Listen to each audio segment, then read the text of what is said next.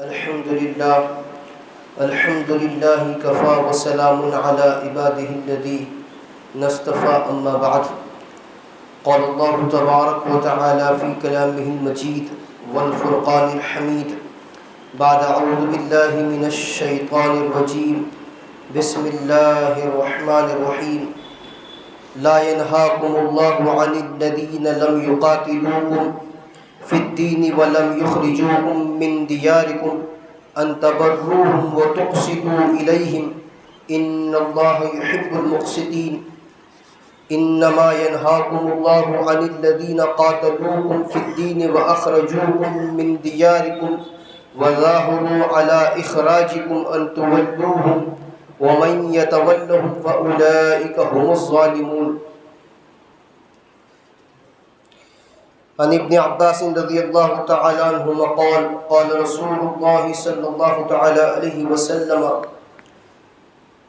ما لمکة ما اطیبك من بلد واحبك الی لولا ان قومی اخرجونی منکی ما سکنت غیرکی.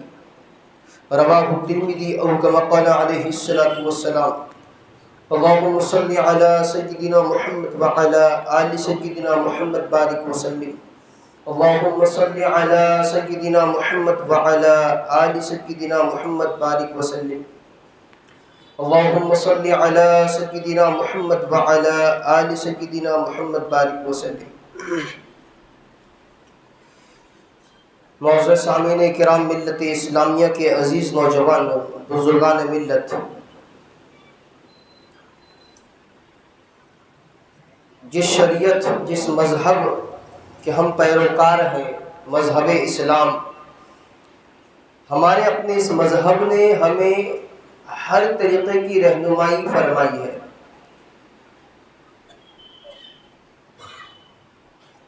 جس سرزمین پر، جس ملک میں ہم زندگی جی رہے ہیں، اپنے زندگی کے شب و روز گزار رہے ہیں، اس کی بابت ایک مسلمان کا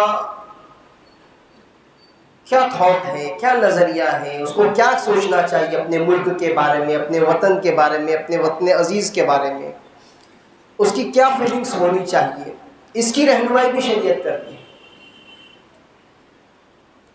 پھر جس ملک میں ہم رہ رہے ہیں، یہ جمہوری ملک ہے، یہاں ان گنت مذاہب کے لوگ بستے ہیں، ان کے ساتھ ہمارا معاملہ کیا ہونا چاہیے، یہ بھی شریعت ہم کو بتاتی ہے.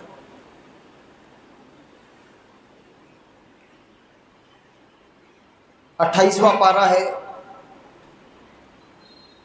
اللہ تبارک و تعالی ارشاد فرما رہے ہیں: لا ينهاكم الله عن الذين لم يقاتلوا في الدين ولم يخرجوكم من دياركم ان تبروهم وتقسطوا اليهم ان الله يحب المقسطين.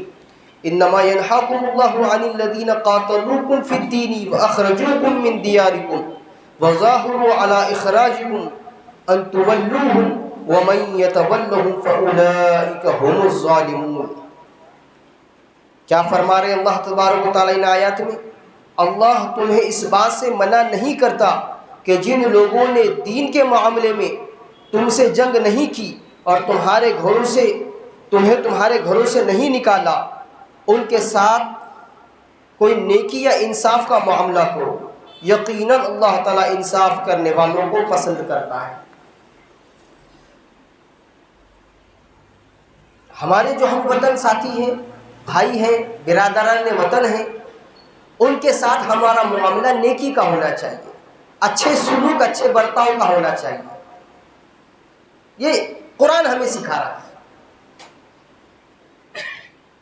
انصاف پر مبنی معاملہ ہونا چاہیے. مسلمان ہے تو اس کے ساتھ میرا رویہ، میرا معاملہ الگ، غیر مسلم ہے تو اس کے ساتھ میرا معاملہ اور رویہ الگ، ایسے نہیں. اللہ انصاف کرنے والوں کو پسند کرتا ہے. تو برادران وطن کے ساتھ خیر خواہی کا جذبہ یہ قرآن ہمیں سکھا رہا ہے، شریعت ہمیں سکھا رہی ہے. سیدنا عبداللہ ابن عباس رضی اللہ تعالیٰ عنہما راوی ہیں، ترمذی شریف کی روایت ہے. ہجرت کا موقع ہے، اللہ کے نبی صلی اللہ تعالی علیہ وسلم مکہ مکرمہ سے مدینہ منورہ کی طرف ہجرت کر رہے ہیں۔ مکہ کو مخاطب کر کے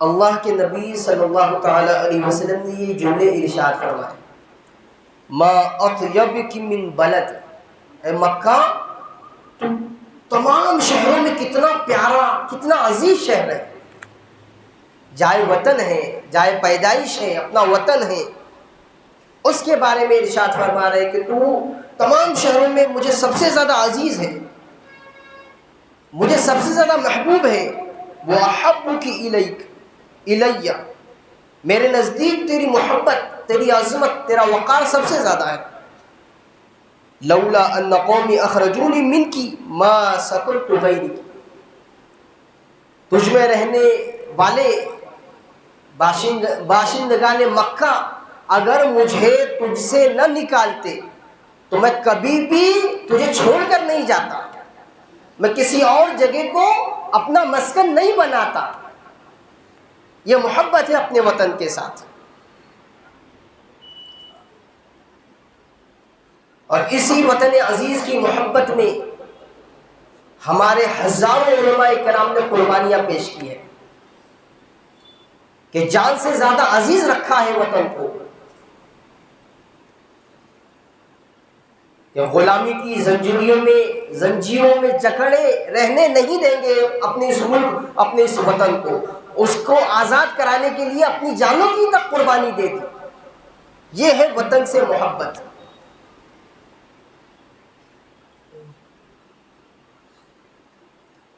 تو ملک کے بارے میں، اپنے ملک اپنے وطن کے بارے میں اسلامی نظریہ یہ ہے کہ جان دے کر بھی اگر اس کو پرامن رکھنا پڑے، آزاد رکھنا پڑے تو جان دے دیں گے ملک کے لیے، پیچھے نہیں ہٹیں گے۔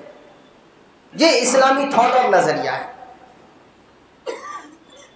اب اس کا دوسرا پہلو جس پہ ہمارے بہت سارے خصوصاً نوجوان صحیح گائیڈنگ نہیں ملنے کی وجہ سے، صحیح رہنمائی نہیں ملنے کی وجہ سے ملوث ہو جاتے ہیں ان اعمال، ان چیزوں میں کہ جس سے شریعت نے منع کر کے رکھا۔ اب یہ جو میں نے آپ کو بتائی ساری چیزیں، یہ شریعت بتا رہی ہے، قرآن بتا رہا ہے، احادیث بتا رہی ہے، اللہ والوں کے واقعات بتا رہے ہیں۔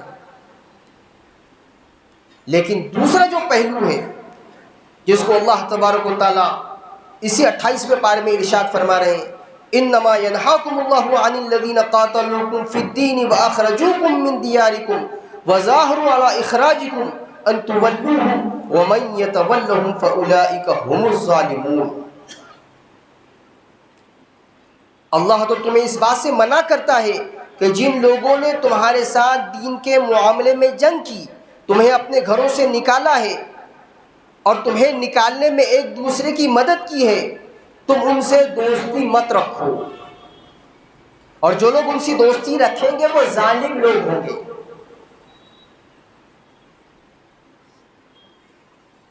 نفرت پھیلانے والے عناصر، ملک کو بانٹنے کا نظریہ رکھنے والے عناصر، ملک دشمن لوگ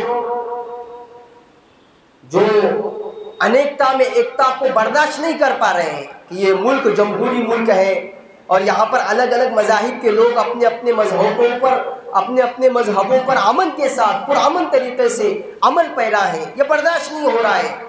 تو ایسے کچھ لوگ آئے دن ملک کو بانٹنے کے لیے، نفرت پیدا کرنے کے لیے، ذہنوں میں نفرت گھولنے کے لیے ایسے کچھ کام کر بیٹھتے ہیں کہ جو ان کو کرنا نہیں چاہیے، ان کا ساتھ نہیں دینا ہے، ان کے ہاں میں ہاں نہیں ملانا ہے، ان جیسا نہیں ہو جانا ہے، اور یہ جو کاروائی ہو رہی ہے اس میں ان کی مدد نہیں کرنی ہے۔ ہمارا اپنا ایک مسلمان بچہ، اس سے کوئی غلطی ہو گئی، اس نے معافی تلافی کرا لی، اب کچھ مسلمان اپنا امیج بنانے کے لیے کہ ہم سمجھوتا کراتے ہیں، اس کو لے کر گئے اور خوب اس کو مارا پیٹا گیا، صرف اپنا امیج بنانے کے لیے کہ میں ان کی نگاہوں میں اچھا بنا رہوں، وہ مجھے یہ سمجھے کہ میں انہی میں سے ہوں، ان کا خیرخواہ ہوں، اس لیے ظلم کا ساتھ دیا گیا۔ اللہ فرمانے کہ اس سے ہم نے تم کو منع کر کے رکھا ہے کہ ایسے لوگوں سے دوستی مت رکھو، ان کا ساتھ مت دو، اگر ساتھ دو گے تو تم بھی ظالم ہوگا۔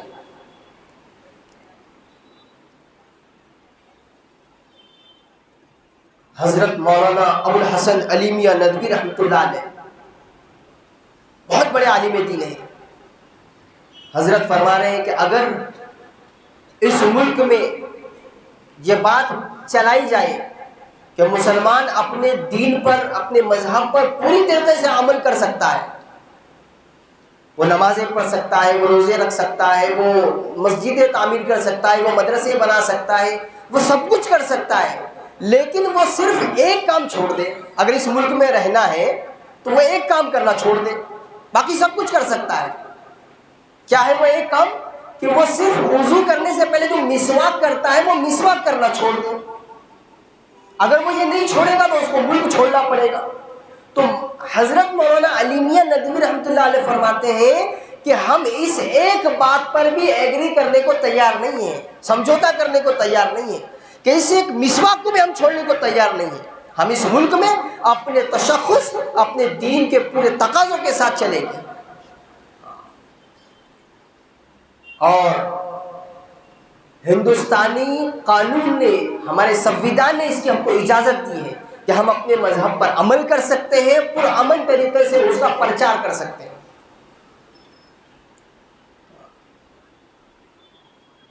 اس کے باوجود اگر کہیں پر اسلامی کسی شاعر، اسلامی کسی کام کرنے سے روکا جا رہا ہے تو اب اسلام کے نظریے کے مطابق مسلمان کو کیا کرنا چاہیے، اس کی رہنمائی قرآن عظیم الشان ہماری کر رہا ہے۔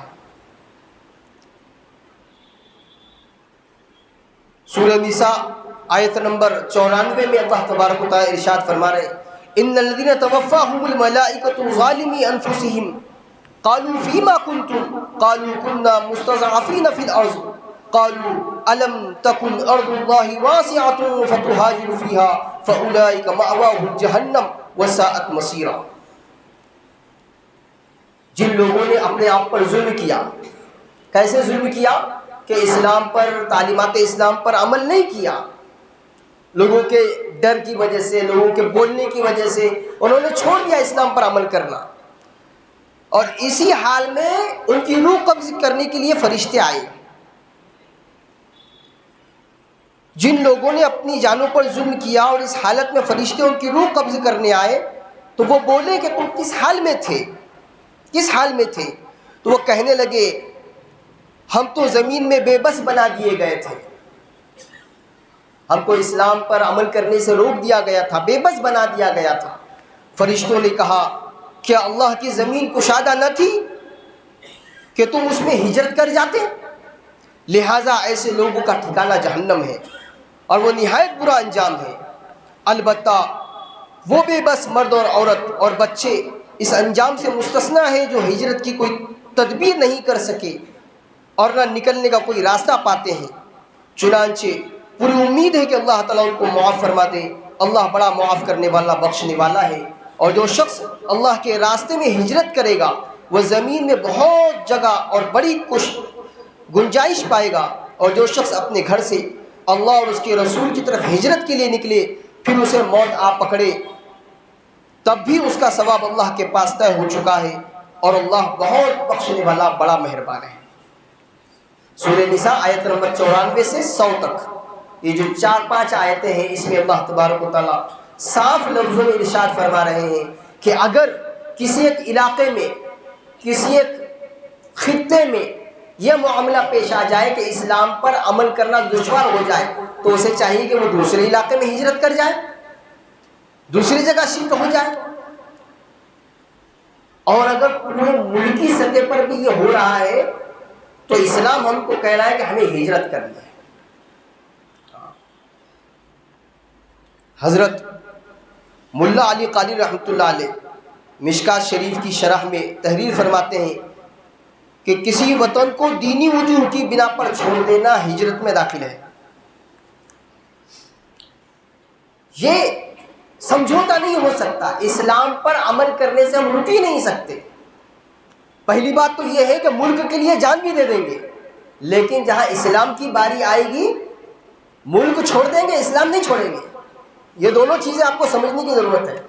ملک کی حفاظت کے لیے، اس کو پرامن بنانے کے لیے، اس کو آزاد رکھنے کے لیے جان تک دے دیں گے، لیکن اسلام اور ملک میں جہاں چننے کی باری آئے گی تو فرمایا ملک چھوڑ دیں گے، اسلام نہیں چھوڑیں گے۔ اور اسی کو حضرت مولانا محمود مدنی دامت برکاتہ فرما رہے ہیں کہ میرا ملک دستور سے چلے گا اور میں شریعت سے چلوں گا۔ میرا ملک سنویدھان سے چلے گا لیکن میں شریعت سے چلوں گا۔ کوئی ہمیں سمجھوتا نہیں کرنا ہے اور نہ ہوگا۔ یہ ملک ہمارا ہے، ہمارا چنا ہوا ہے۔ ہم بائی چانس انڈین نہیں ہیں، بائی چوائس انڈین ہیں۔ ہم نے چنا ہے اس ملک کو اپنے لیے، یہ ہمارا وطن عزیز ہے، اور یہاں کا جمہوری نظام ہمیں اس بات کی اجازت دیتا ہے اور آزادی دیتا ہے کہ ہم اپنے مذہبی چیزوں پر امن کے ساتھ پرامن طریقے سے عمل کر سکیں، اور اس پرامن عمل سے ہمیں کوئی بھی روک ٹوک نہیں کر سکتا۔ سنویدھان میں یہ بات لکھی ہوئی ہے کہ اگر کوئی روک ٹوک کرے گا، ایک آدمی اگر پرامن طریقے سے اپنے مذہب پر عمل کر رہا ہے اور اس پر عمل کرنے کے لیے کوئی اس کو رکاوٹ پیدا کر رہا ہے تو رکاوٹ پیدا کرنے والا مجرم کہلائے گا، اور قانون توڑنے کے جرم میں اس پر دفعات لگے گی۔ اس لیے دونوں چیزیں ہیں کہ پرامن طریقے سے ملک کی خوشحالی کے لیے، انتی کے لیے، ترقی کے لیے ہمیں کام کرنا ہے۔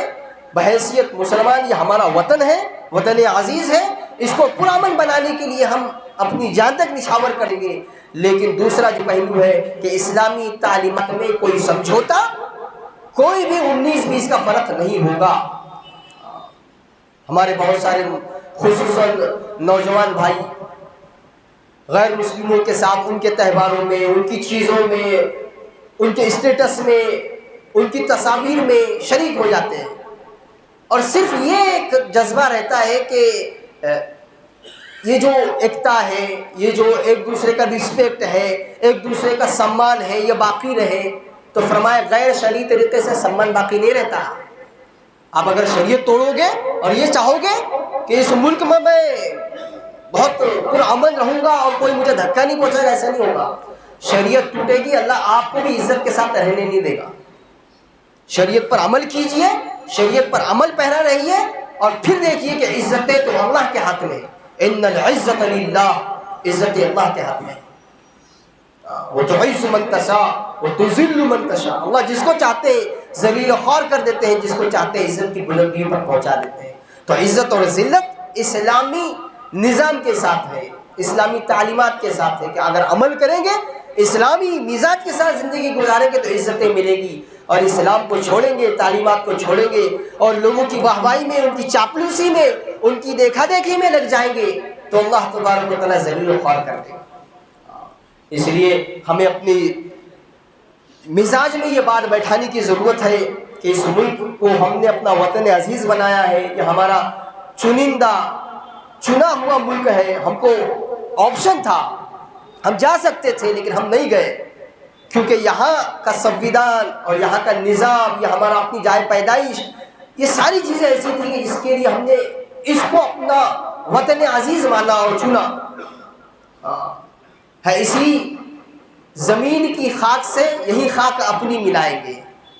مولانا محمود صاحب کہہ رہے ہیں کہ ہم یہیں پیدا ہوئے اور یہیں ہم اسی مٹی میں ہم دفن ہوں گے۔ اس لیے یہ جذبے کے ساتھ کہ ملک کی ترقی ہو، پرامن طریقے سے ملک پروان چڑھے، اور ہر وہ چیز کہ جو ملک کو ترقی کی طرف لے جا سکتی ہو اس میں ہماری حصے داری ہو، ہمارا یوگدان ہو، مسلمان ہر اعتبار سے آگے بڑھے، ملک کو آگے بڑھانے کی کوشش کرے، اور ساتھ ہی ساتھ دینی مزاج کے ساتھ ہی سارے کام کرے۔